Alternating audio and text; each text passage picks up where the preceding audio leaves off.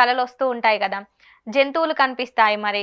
అంటే కొన్ని జంతువులు మంచివి అని అంటారు. కొన్నేమో చెడుకు సంకేతం అని అంటారు. అది ఎంతవరకు నిజమండి మరి? అసలు కలలు రావడం మంచిదేనా అంటారా? ఇది చాణక్య నీతి. అవునా? చాణక్యుడు రాశాడు చాణక్య నీతి అవునండి. అనేటువంటిది. దాంట్లో ఆయన రాసిన దాంట్లో కూడా ఏం చెప్పాడు అంటే, నక్షత్రాల గ్రహాల ప్రభావం ఎంతుంటుందో తెలియదు కానీ, శకునాలు స్వప్నాల ఫలితం మాత్రం తప్పనిసరిగా ఎక్కువ ప్రభావాన్ని చూపిస్తుంది మనిషి మీద అని రాశాడు ఆయన రాయటంలో. ఎలా అంటే, కొంతమందికి పైత్యం వల్ల వచ్చేటువంటి కళలు ఉంటాయి, అవి పట్టపగలు వస్తుంటాయి. అందుకనే అవునండి. పగటి కళ కనుక రా అని చెబుతూ ఉంటాం మనం. అవునా? అవునండి. పగటిపూట 100 కోట్లు వచ్చేసినట్టు, మనం ఏదో అది చేసినట్టు ఇది చేసినట్టు ఏదో కళ్ళు వస్తుంటాయి. దాన్ని పైత్యం వల్ల వచ్చేటువంటి కళలు అంటారు. అలానే ఇంకొంతమందికి మనం ఏదైతే పొద్దునుంచి చేసుకుంటూ వెళ్ళిపోతూ ఉన్నామో దాని మీద ఎక్కువగా మనసు కేంద్రీకరించడం వల్ల దానికి సంబంధించినటువంటి రిలేటెడ్ కళలే వస్తూ ఉంటాయి. అవునండి. అలాగే దీంట్లో మనం ఏదైతే మనసు కేంద్రీకరించి చేస్తూ ఉన్నామో, భగవంతుడి మీద కావచ్చు, ఏదైనా కావచ్చు, చేస్తూ ఉంటామో, కళల్లో కొన్ని దుశ్శకునాలు, దుస్వప్నాలు అని చెప్పి చెబుతూ ఉంటాం మనం. అందుకని హోమాలు చేసేటప్పుడు కూడా దుస్వప్న దుశ్శకున దోష నివృత్తి చేద్దామని చెబుతాం. చెడు శకునాలు, చెడు స్వప్నాలు, ఈ రెండు కూడా వీటి వల్ల వచ్చేటువంటి ప్రభావం కూడా పోవాలని చెప్తూ ఉంటాం. వీటిల్లో ముఖ్యంగా యమధర్మరాజు వాహనం ఏమిటి? దున్నపోతు. దున్నపోతు. అది కల్లోకి రావద్దని చెప్తారు తప్పనిసరిగా. దానివల్ల ఏమిటి? ఏదైనా మరణ వార్త వింటాము అనేది తప్పనిసరిగా జరుగుతుంది. అవునండి. అలానే ధూమ్ర శకటం అంటే ట్రైన్స్, పొగ వస్తున్నట్టుగా అవునండి. ఇలాంటివి రాకూడదు. ఇలాంటి వాటి వల్ల కూడా ఎక్కువగా మరణ వార్తలు వింటూ ఉంటాం.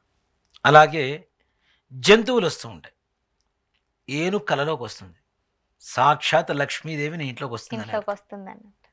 మరి నిజంగానే వస్తుందా అండి? తప్పనిసరిగా లక్ష్మీదేవి అంటే ఫిజికల్గా డైరెక్ట్గా రాదు కదా, మనకు కనబడదు కదా, ధన రూపంలోనే ధన కదా. రూపంలో వస్తుంది. ధనం, బంగారం ఏదైనా సరే ఇట్లాంటివి తప్పనిసరిగా. అంటే ఇక్కడ అనారోగ్యంతో ఉన్నవాడికి లక్ష్మి ఏంటి? ఆరోగ్యమే కదా. అవునండి. వాడికి కావలసిన లక్ష్మి అదే, ఆరోగ్య లక్ష్మి. కాబట్టి ఆరోగ్య రూపంలో వాడికి చెందజేరుతుంది. అలాగే మొసలి కనపడుతుండేది కొంతమందికి. మొసలి వల్ల కూడా ధనయోగం కలుగుతుంది తప్పనిసరిగా. అలాగే సర్పాలు కనపడుతుంటాయి కొంతమందికి.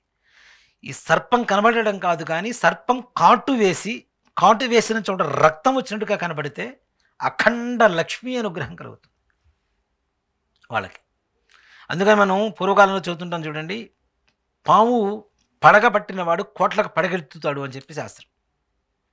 పాము పడగ, పడగ. ఇప్పుడు కొంతమంది సొమ్మసిలు పడిపోయి ఉంటాడు, వర్షం పడుతుంటుంది, అవునండి. పాము వచ్చేసి పడగ పడుతూ ఉంటాడు. అంటే వాడి మీద దాని ప్రేమ అది, ప్రేమ. ఆ కాస్తైనా వాడిని తడపకుండా ఉండేందుకు. అంతేకాకుండా పాము అక్కడ ఉంటే మిగిలిన విషపురుగులు కానీ జంతువులు కానీ రావు కదా దానికి అవునండి. భయపడి. అంటే పామే సంరక్షిస్తుంది అంటే వాడి ఆయుష్ ఎంత గట్టిది. అవునండి. కాబట్టి వాడు కోట్లకు పడిగెత్తుతాడు అని చెప్పి ఒక శాస్త్రం చెబుతుంది. కాబట్టి పాము కల్లోకి వచ్చి కాటు వేసి, ఆ కాటు వేసిన చోట రక్తం రావడం అనేది చాలా విశేషమైనటువంటి ఇది. ఇక కొంతమంది దేవుళ్ళు కల్లోకి వస్తారు. అవునండి. వీటిల్లో 2 రకాలు ఉంటాయమ్మా. దేవుళ్ళు కల్లోకి రావటము అంటే సర్వసాధారణంగా భగవంతుడి అనుగ్రహం కలిగేటప్పుడు కూడా మనకి కల్లోకి వస్తూ ఉంటారు. అలాగే మనం ఎక్కడో మొక్కులు మొక్కుతుంటాం కనబడ్డ చోటల్లా, నాకు అది వస్తే ఇది చేస్తాను, ఇది వస్తే ఇది చేస్తాను. అవునండి. అవి తీర్చకపోతే వాళ్ళు ప్రేమతో మన కలలోకి వచ్చి మనకి చెప్పడం, అది అరే నాకు ఇస్తా అన్నావు ఇవ్వురా బాబు అని చెప్పి అడగటం. అడగటం. అంటే భక్తుడి మీద ఎంత వాత్సల్యం, ఎంత ప్రేమ ఉంది చూడండి భగవంతుడికి. అవునండి. అంత ప్రేమతో వచ్చి మనల్ని అడిగి మన దగ్గర నుంచి తీసుకోవడం, ఇది ఒక రకమైనటువంటి స్వప్నం ఉంటుంది. అలాగే కొంతమందికి స్వప్నోపదేశం అంటారు. అంటే కలలో సాక్షాత్ భగవంతుడే సాక్షాత్కరించి కొన్ని మంత్రాలు ఉపదేశం చేసి వెళ్ళిపోతుంటారు. అది సర్వసాధారణంగా జరిగేటువంటి విషయం అయితే కాదు, చాలా అరుదుగా జరిగేటువంటి విషయం అది. అదృష్టవశాత్తు నేను ఎక్కువగా ప్రత్యంగర అమ్మవారి ఆరాధన చేస్తూ ఉంటాను.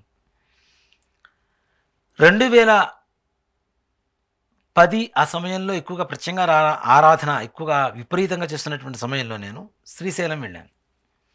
ఎలా అంటే నా సెల్ ఫోన్ కూడా మా ఇంట్లో ఇచ్చేసి, నాకెవరు డిస్టర్బ్ చేయకూడదు అక్కడికి వెళ్తే, నేను ఎక్కడున్నానో ఎవరికి తెలియకూడదు, నేను ఫోన్ చేస్తే ఇంట్లో వాళ్ళు మాట్లాడాలంతే.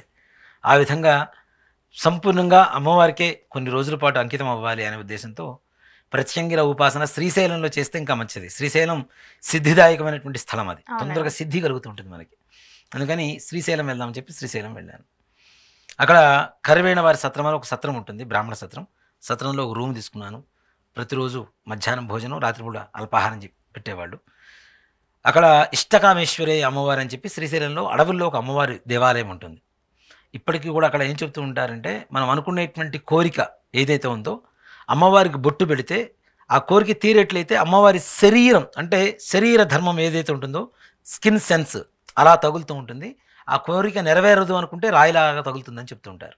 అంత అంటే ఇష్టకామేశ్వరి, ఇష్టాన్ని తీర్చేటువంటి దేవత, మన మనోవాంఛ నెరవేర్చేటువంటి దేవత అని అర్థం. అక్కడ చేద్దాం, జపం చేసుకుందాం అని చెప్పి ట్రక్స్ వెళ్తూ ఉంటాయి. మార్నింగ్ 10 o'clockకి ఫస్ట్ ట్రక్ ఉండేది, మళ్ళీ లాస్ట్ 3 o'clock అక్కడ లాస్ట్ ట్రక్. అక్కడి నుంచి లోపలికి వచ్చేయాలి, శ్రీశైలంలోకి వచ్చేయాలి. లేకపోతే తర్వాత అన్ని పులులు అక్కడ అవే తిరుగుతూ ఉంటాయి అక్కడ. కాబట్టి ప్రతిరోజు పొద్దునే ఫస్ట్ ట్రక్ వెళ్ళేవాడిని, లాస్ట్ ట్రక్కి మళ్ళీ వచ్చేసేవాడిని. ఇలా ఒక 4-5 రోజులు జరుగుతుంది. 5వ రోజున తెల్లవారుజామున 4:30 గంటలకి ఒక ముసలాయన, పండు ముసలాయన, మొత్తం గడ్డం, తెల్లటి గడ్డం, మొత్తం విభూది, ఈ జుట్టు మొత్తం ఇలా విరబోసేసుకొని, తెల్లటి జుట్టు ఉంది. తర్వాత చేతి మొత్తం ఒంటి నిండా విభూది పూసుకొని, మంచి విభూది రేఖలు పెట్టుకొని, ఒక కర్ర, ఆ కర్ర కూడా ఏంటంటే ఇప్పుడు చెప్తున్నా కూడా కళ్ళ ముందు అలా కనపడుతూ ఉంది నాకు. ఆ కర్రకి కూడా గజ్జెలు ఉంటాయి కదా, గజ్జెలు కట్టుకొని ఇట్లా శబ్దం చేసుకుంటూ పోటు వేసుకుంటూ వచ్చి, నాయన నువ్వు ప్రత్యంగిరా చేస్తున్నావు, దాంతోపాటు ఇంకొక మంత్రం ఇస్తాను, ఈ మంత్రం చేయరా అని చెప్పి ఒక మంత్రం చెప్పేశారు. చెప్పిన మరుక్షణం టక్కన లేచి కూర్చున్నా. ఇదంతా కూడా స్వప్నంలో జరిగింది. లేచి కూర్చొని మంత్రాన్ని చదువుతూనే ఉన్నా, నాకు తెలియకుండానే. ఒక 15-20 నిమిషాల తర్వాత తెలివి వచ్చింది. ఇక మంత్రం గుర్తుండిపోయింది. ఎప్పుడు తెల్లవారుతుంది, ఎప్పుడు మా గురువు గారికి ఫోన్ చేయాలి, ఈ మంత్రం గురించి తెలుసుకోవాలి. 6:30 అయింది. వెంటనే మా గురువుగారికి ఫోన్ చేశాను. గురువుగారు నాకు ఇలా రాత్రి ఎవరో కలలో కనపడి ఒక మంత్రాన్ని ఇచ్చారు, మంత్రం ఇది అని చెప్పి మా గురుగారితో చెప్పడంలో తప్పులేదు. ఎలాంటి బీజాక్షరాలైనా ఆయన దగ్గర రహస్యం ఉండకూడదు కదా, ఆయనే నాకు ప్రత్యేకంగా ఉపాసన ఇచ్చింది కూడా. కాబట్టి ఆయనకి చెప్పాను, నువ్వు ఎక్కడున్నావురా అంటే, ఇట్లా శ్రీశైలంలో ఉన్నాను గురువుగారు. ఇది స్వప్నోపదేశం అంటారు. సాక్షాత్ భగవంతుడే నిన్ను కోరుకొని ఈ మంత్రాన్ని ఉపదేశించడం అనేది జరుగుతుంది. ప్రత్యంగిర చేసినప్పుడు తప్పనిసరిగా పంచాక్షరి చేయాలి. అంతకుముందు కూడా మనం చెప్పుకున్నాం, మనం ఏదైనా శక్తి దేవతలు చేసినప్పుడు పంచాక్షరి మంత్రాన్ని చేయాలని. పంచాక్షరి మంత్రాన్ని చేయాలి.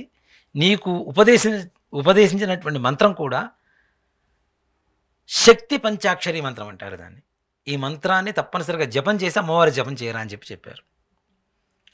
అప్పటి నుంచి నాకు అందుకని నేను ప్రతి ఒక్కళ్ళకి ఒక హెచ్చరికగా చెప్తూ ఉంటాను, శక్తి దేవతల ఏ దేవత ఆరాధన చేసినా తప్పనిసరిగా శివుడి పంచాక్షరి మంత్రాన్ని జపం చేయండి, జపం చేయండి, జపం చేయండి అని ఎందుకు చెప్తాను అంటే, శక్తిని ఒక ఎక్కడైనా ఒక నిర్దిష్టంగా చోట ఉంచాలి అంటే ఈశ్వరుడు మాత్రమే దానికి కారణమవుతున్నాడు. కాబట్టి పంచాక్షరి మంత్రాన్ని ఈ విధంగా కూడా స్వప్నంలో ఉపదేశించేటువంటి శక్తి భగవంతుడికి ఉంటుంది.